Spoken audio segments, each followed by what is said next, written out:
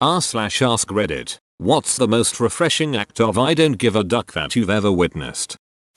In high school, a friend of mine got piss-loaded drunk. I mean, it's a miracle he didn't end up in the hospital, and he didn't have a drive home from the party, so what does he do? He calls the police and says, yeah, there's some drunk ducker walking up 3rd Street yelling, and what does he do then? He walks up 3rd Street till they pick him up and drive him to his mother's house. Best one. Dearest officer, he started, there's a fellow just ahead who has recently departed from sobriety, he said. He's a rather drunken fellow, and he's walking down the street with a bottle of Bordello while he wobbles on his feet. You shall have to come retrieve him, for he's hideous to see, apostrophe, but he whispered, don't believe him, apostrophe, as he giggled, I am he. Watched a man get half tripped up by an elderly woman while rounding a corner. He dropped his drumstick, ice cream cone as this happened. He looked at the woman who was apologizing profusely, stared for a few seconds, then pulled another drumstick from his pocket. He then carried on without saying a word to anybody.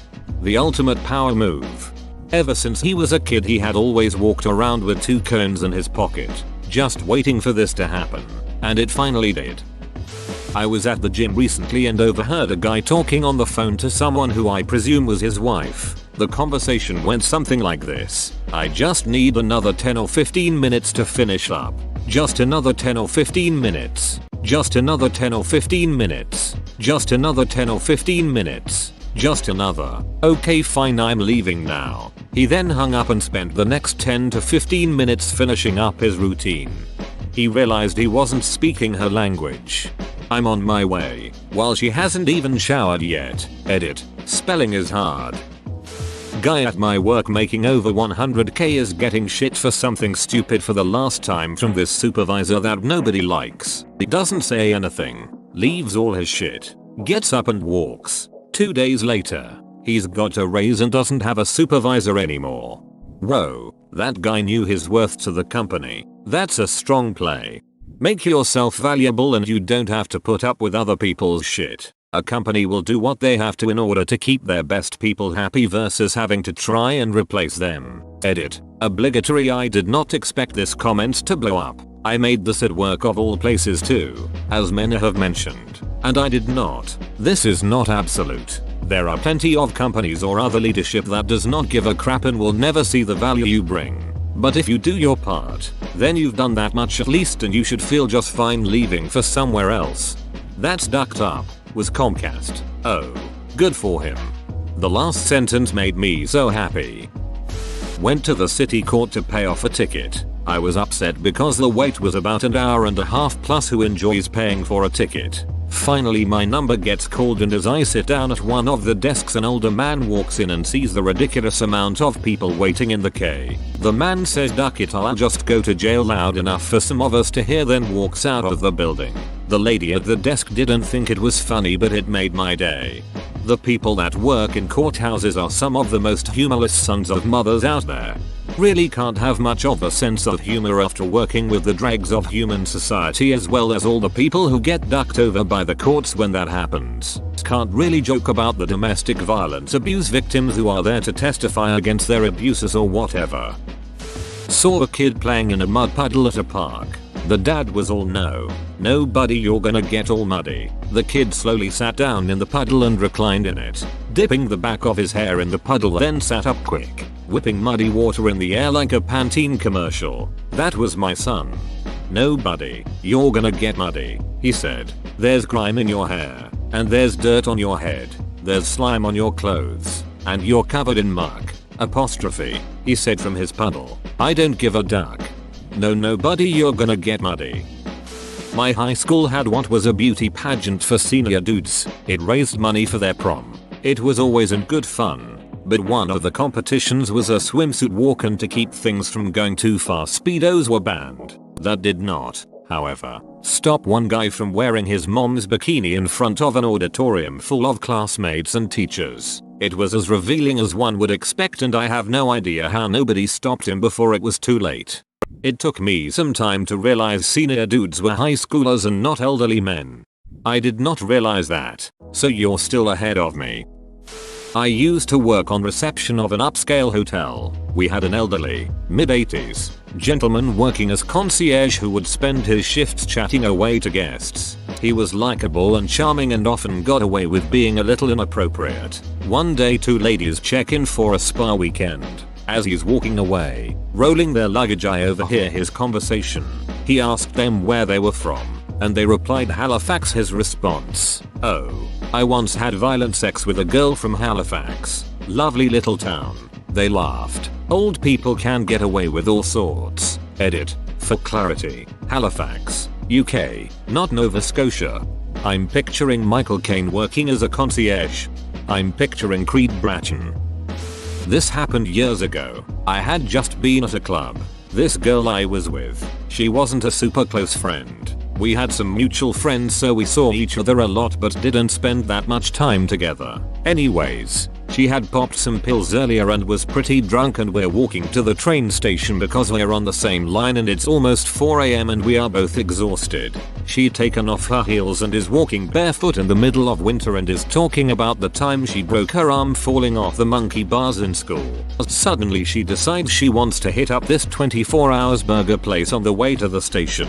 We get there and she buys me a burger because I'm short on cash, but she also buys 5 extra burgers and fries, and at the time I was teasing her about how much food she bought. Very casually she mentions that they're for a friend, and when we get to the station she walks over to a couple of homeless dudes and sits down next to them and starts chatting like they've known each other their whole lives. It was a bit awkward for me. I had never spoken to a homeless person, and these were proper homeless people, like they smelled pretty bad and were missing half their teeth. They were nice guys, but boy, it was a new experience for me. Anyways, so we're eating burgers with these stinky homeless guys and then they light up a joint and share it. The fact that she shared a joint with these toothless people really grossed me out, but I stuck around. When our train was only a few minutes away we said goodbye, and I spied her slipping them some cash after hugging each of them goodbye. We got on our train no problems, and I asked her how on earth she was good friends with random homeless people, and she laughed it off saying that she usually chills with them when waiting for the train. It was crazy to me. She had done something wonderful for another person like it was no big deal at all. It really put me in my place when I realized that I would otherwise had never even looked at someone like that. She didn't seem to care at all about the entire exchange, and that moment sticks with me as an example of someone doing something good without needing any kind of validation. Seriously, get you some homeless friends. I have one. He went to Vietnam at 15 and came back ducked up. His family is loaded, though. He's homeless all summer, fall and spring, but his family sends him to rehab every winter. One winter they couldn't find him, so they asked me to show them where he liked to loiter. 2 super old people. I think his siblings. I say sure, and they take my number for later so they can reach me after my shift. He had hung out by the restaurant I worked at and they knew of me. He told them he had a friend who got him socks and smokes and mentioned me having a buzz cut. Anyway, shift ends and I get a call. They sent some kid in a Tesla to drive me around and look for him. They used me to draw him out and it worked. I'm walking him back and he's like, "Did they talk you into this?" Well, it was fun on the lam. Man, watch this. He spoke like the hippie from that 70s show. We get in the car and he taps me, so I look back in the mirror and he starts going off about not wanting to go and he's faking it all. Finally, he says to the kid, "You put a bounty on me. Man, you're the man. Now, you got the bounty. Pay the hunter, man," and other things along these lines. He basically scammed his nephew out of a few $100 for me. We get back to the restaurant and the old people meet us in another Tesla. I get a few more monies for my help. When I left he was changing into new winter boots. He also winked at me and told me he'd see me next spring. Rick was a legend. Edit. Old Dirty Ricky is still alive, and since you all got me missing him, I called the restaurant and spoke to a buddy that still works there. Rick is less homeless now and has started dating the crazy cat lady. He hates cats. I know this, but he's sweet on her. Apparently, love finds a way. He also chased off a person who had stabbed a person sitting on a bench. He's the man. Now, I befriended a homeless guy in my mid-20s. I was a heavy drinker back then. On the scale of $150 to $200 in empties every month, One day I was loading them in my truck in the alley and I seen a homeless dude bottle picking in the garbage cans. I would see the guy like every other day. I called him over and told him I'm tired of taking my empties in all the time. I was flush with cash at the time and told him he could have them and that I would put them inside my back gate for him so I didn't have to take up space in my garage. Dude was in tears and very thankful. This was in a halfway shitty end of town. I and my neighbors had stuff stolen off him. I lived there 6 more years and never had another theft or break-in, and buddy always took the empties and would even give me a smoke if he would see me. Was on a ferry one day, standing next to a guy on the ledge. Guy was texting, dropped his iPhone into the sea. He just looked over for a second and pulled out some gum from his pocket and chewed on it and continued looking at the islands passing by. I looked at him once and he just shrugged briefly. Dude skipped straight to the acceptance stage. Zen master. I was driving behind a person wearing a hat driving their convertible with the top down on a nice summer day. For some reason they leaned their head out the car and their hat flew right off in the wind. Without missing a beat they reach over to their passenger's seat and put another hat on their head. Kept driving like nothing happened. Bill Mauldin had a similar story to tell about his grandmother. In his autobiography The Brass Ring, he says she was on a train as it was pulling away from the platform waving goodbye with her gloves held in her hand when she dropped one. Without missing a beat she immediately threw the other one after. Her reasoning was along the lines, if I recall correctly, that whoever found the glove wouldn't be able to use just one, so she might as well complete the set. Overly complicated way of giving out free hats. At a New England boarding school, there was a kid who can best be described as a modern Mark Twain character. He grew up living on a boat, didn't wear shoes to places if he thought he could get away with it, etc. He was expelled just a few days before he graduated, I think for drug use but possibly one too many alcohol infractions. With nothing to lose, he took off all his clothes and walked stark naked from the dean's office back to his dorm. I would love to read a book about him. The Adventures of Huckleberry Finn. We were at a party in high school, and my buddy is wasted. Some girl comes over and starts yelling at him about him telling his ex-girlfriend to duck off when she was trying to explain why she cheated on him. He calmly stands up, goes over to my friend's refrigerator and starts looking around without speaking. The girl goes, "Are you even listening to Emmy?" from across the kitchen. My buddy then, like a rubber band snapping, pulls out a Kraft Singles piece of cheese and throws it straight at her and it hits her in the forehead. He walked downstairs to the basement and passed out like 5 minutes later. This is the content I live for. LOL reminds me of this one story at my school. This girl cheats on her boyfriend so they break up. That weekend he goes to a party and hooks up with one of her friends. The ex-girlfriend is also there and hears about it and freaks out on this dude. He is so trashed and high it's a miracle he is even standing, so he completely tunes out her screeching. The crazy ex then gets mad he isn't reacting and start beating on him as hard as she can. Slapping, clawing, etc. He takes it for a bit then brings his hand back and delivers a beach slap that would have made any pimp in the world proud. It absolutely rocked her and she went down stunned. He then proceeded to step over her, walk to the couch where he passed out. I never advocate hitting a woman or girl, but goddamn if that wasn't the coldest thing I've ever seen in my life. The sound of that slap. At a high school party where everyone was drinking underage and there was around 90 people. I'll never forget watching the cops pull into the driveway and seeing every single person take off sprinting into the cornfields. Rural area with a mile of corn 500 feet from the house. And with everyone sprinting away from the cops, one guy sat in a lawn chair and continued to drink his beer while everyone else was running around. I was watching it from the bed of my truck hiding. Go to finish that beer. Random question. What do cops do at house parties in the US? In NZ the only real thing they do, unless shit's really out of hand, is take away the speaker system after third noise control complaint or something. I think it's complaint, fine, take stereo. Went to one of the nicer theaters in town. A cool date night place that most people get moderately dressed up for. Place serves actual food, and it's good food too. Reclining, reserved leather seating, a bar, the whole 9 yards. There was a lady, mid-50s, early 60s, there with her husband. She was in PJs, wrapped in a blanket, carrying a pillow, and having her husband, dressed in khakis and a polo, collect tons of children's candy, and just sits down in her ducking cocoon of blankets and snacks. This lady is my inspiration. She gave zero ducks about how out of place she looked, and just wanted to be comfortable in the theater. It was awesome. Living the ducking dream. I kinda can't wait to be old so that I can do stuff like this and have people think it's cute. If I showed up in my PJs somewhere now, people would just probably think I'm some lazy bum. And to be fair, they'd be right. But I worked in a craft cocktail bar for a while, and a guest was complaining that the drink she got didn't match her preferences. She was being rather rude and condescending, and wouldn't give anyone a direct answer as to what was wrong with the drink.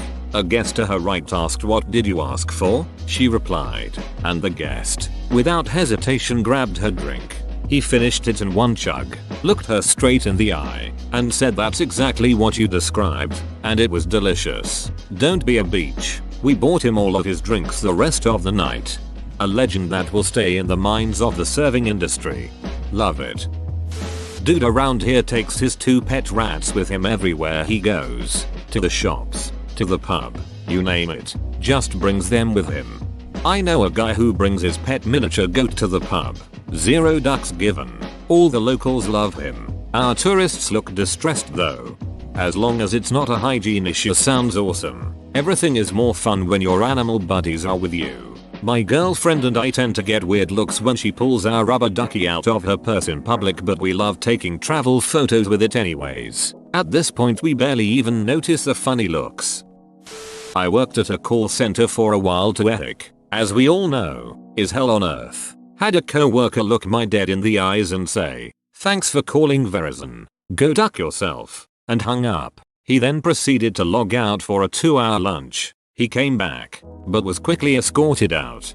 I have a similar story from my sister, who worked for Arby's for a while. One day the dude on drive-thru gets a text that his buddy is coming by. He sees a car pull up that he thinks is his buddy, gets on the mic, and says, "Welcome to Arby's. Go duck yourself." It was not his buddy. When I was teen, my friend had a stereo speaker thing hooked to the front of her car. We could play music through it and talk through it. One time in a drive-thru we were behind a car trying to order. They were having issues with their speaker and couldn't hear everything about these people's complicated order. So my friend picks up the microphone and says, "Just pick a number, dumb duck." They drove off, parked, and went inside. When we pulled up to pay for our food, we could see them inside screaming at a poor girl at the register. We didn't do that again. One day at my old job, my old boss called everybody together because the upper management decided to cut some people out. This old lady overheard it from the bathroom, and then she zoomed out of there, grabbed her stuff and left before she could get properly fired. She then called the HR to tell them she was getting her paid vacation that was on hold, and hung up the phone before the HR could respond. And she turned off all possible contacts, like cell phone and emails. Then she took 30 days of paid vacation plus 4 days of paid sick leave plus 29 days of absence. In my country, the law says you can be absent for 29 straight days without being fired for just cause. When she came back, she was properly fired without just cause and got all benefits like unemployed insurance, etc. TL. Doctor, old lady took a 30-day vacation, 4 sick leave and 29 days of absence before she could get properly fired. Whoa, you made it to the end? You're a ducking beast. I'll cut you a deal. Smash like and subscribe for more curated content, bruh. It's free and that's a great price.